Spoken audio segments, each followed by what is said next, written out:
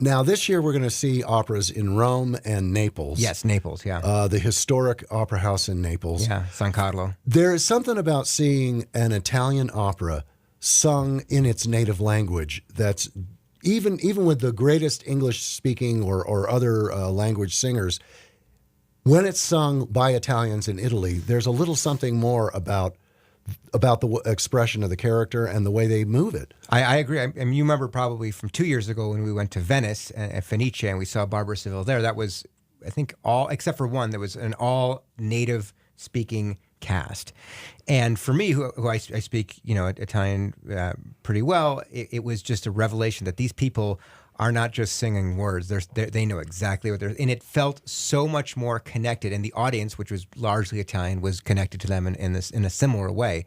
So yes, having an all Italian cast singing in Italian in an opera written in Italian to an audience of Italians is really the way it was designed. That was the design in the beginning, and then only later did it become kind of an international art where you would have Italian singers in England singing in Italian to an English-speaking, and even now you have people of various different, backgrounds singing in different languages to Americans who mostly just speak English.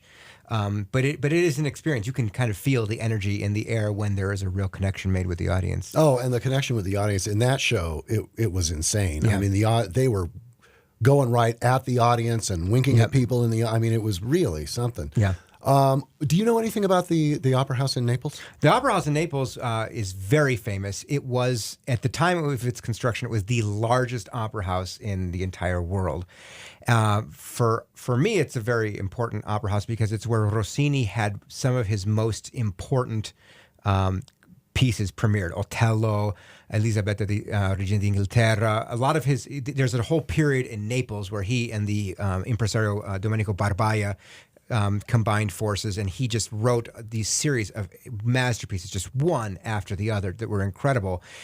And then Naples became a real place for all composers to kind of go down and to write for, and because they had a great orchestra, they had a huge house, and there was a lot of money in it. In fact, Barbaia, Rossini's impresario, brought the gaming tables into San Carlo, and so the whole thing kind of funded itself.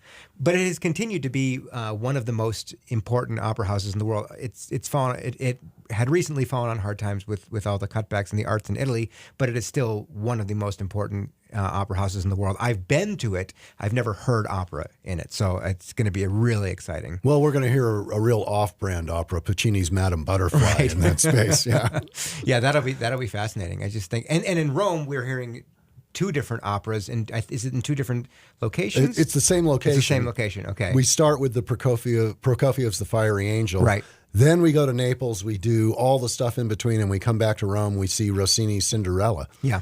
It's going to be fantastic. We've spent the bulk of our time, actually both years, was mainly in the north. I mean, not even central Italy, just the north. Now we're really going to go into the south, which is a different country in many ways. It's where my relatives are from. It's where my relatives still live in Calabria. But the further south you go, the more it becomes like a completely foreign country. And when you get to Sicily, it's just like in another world.